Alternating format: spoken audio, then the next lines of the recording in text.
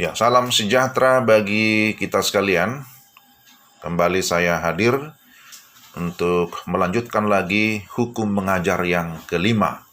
Hukum mengajar yang kelima disebut dengan hukum hati atau heart. Apa yang merupakan moto dari hukum hati? Mengajar yang berdampak bukan dari kepala ke kepala, namun dari hati ke hati. Sekali lagi, hukum hati berbunyi, mengajar yang berdampak bukan dari kepala ke kepala, namun dari hati ke hati. Kata hati memiliki banyak arti, namun secara khusus, jika kita membaca Ulangan pasal 6, ayat 4-6, di sana Musa berkata, "Dengarlah hai orang Israel, Tuhan itu Allah kita, Tuhan itu Esa. Kasihilah Tuhan Allahmu dengan segenap hatimu, dan dengan segenap jiwamu, dan dengan segenap kekuatanmu. Apa yang kuperintahkan kepadamu pada hari ini, haruslah engkau perhatikan." Kata perhatikan dalam versi bahasa Inggris disebut istilah upon your hearts. Bagi orang Ibrani, hati mencakup seluruh pribadi manusia, yaitu pikiran, perasaan, dan kehendak. Kita melihat pentingnya memperhatikan prinsip-prinsip ini di dalam mengajar, yakni pentingnya perasaan. Semua pembelajaran berawal dari tingkat perasaan.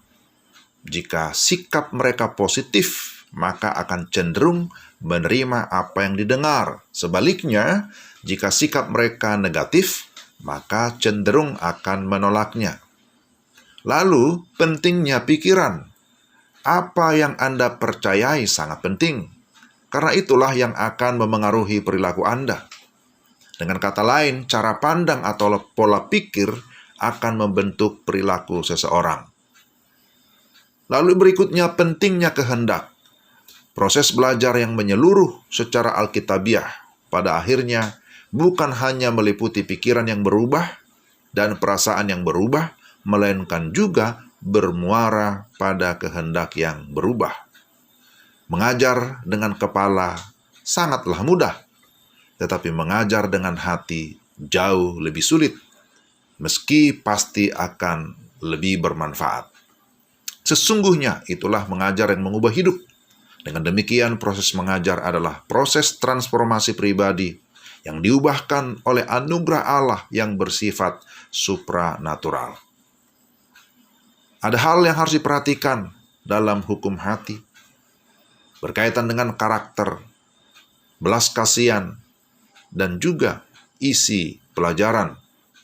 Karakter pengajar adalah hal yang menghasilkan kepercayaan pembelajar.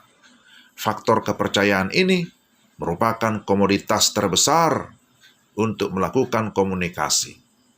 Perhatikan, kepercayaan yang hancur itu akan sulit untuk dibangun kembali. Kalaupun bisa dibangun kembali, tapi membutuhkan proses yang panjang. Lalu, pentingnya belas kasihan. Perasaan belas kasihan pengajar menghasilkan motivasi pembelajar.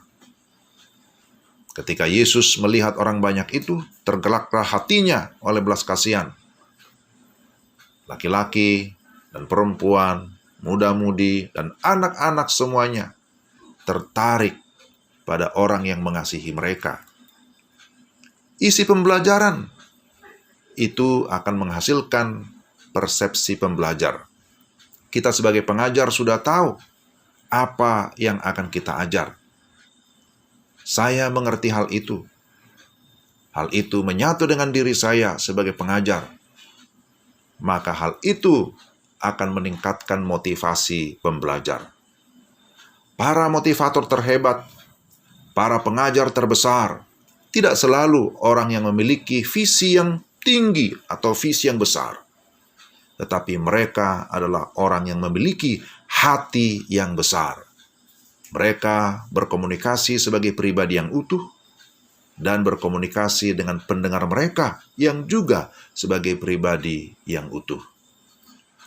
Mengajar berfokus pada apa yang dilakukan pengajar. dan belajar berfokus pada apa yang dilakukan pembelajar. Tetapi ujian efektivitas mengajar bukanlah apa yang dilakukan pengajar, melainkan apa yang dilakukan pembelajar sebagai hasil dari yang pengajar lakukan. Belajar berarti berubah dalam pikiran, perasaan, dan perilaku. Jika sudah belajar, orang itu diharapkan akan berubah. Paulus menunjukkan hal ini di dalam Roma 8 ayat 29. Sebab semua orang yang dipilihnya dari semula, mereka juga ditentukannya dari semula untuk menjadi serupa dengan gambaran anaknya.